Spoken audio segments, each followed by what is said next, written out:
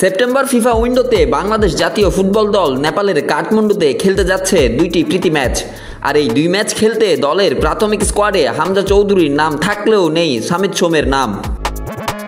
English premier লিগে খেলা হামজা চৌধুরীকে জাতীয় দলে আনার চেষ্টা চলছে। তার ক্লাব লেস্টার সিটির সঙ্গে ফেডারেশনের যোগাযোগও ইতিমধ্যেই শুরু হয়েছে। তবে সামিতের নাম রাখা হয়নি, কারণ তিনি সেপ্টেম্বরে কানাডিয়ান লিগে কাবারলির হয়ে খেলবেন। এই নিয়ে জাতীয় দলের ম্যানেজার আমির খান বলেন, সেপ্টেম্বর উইন্ডোতে তার ক্লাবের ম্যাচ থাকায় সামিতকে প্রাথমিক তালিকায় রাখা হয়নি।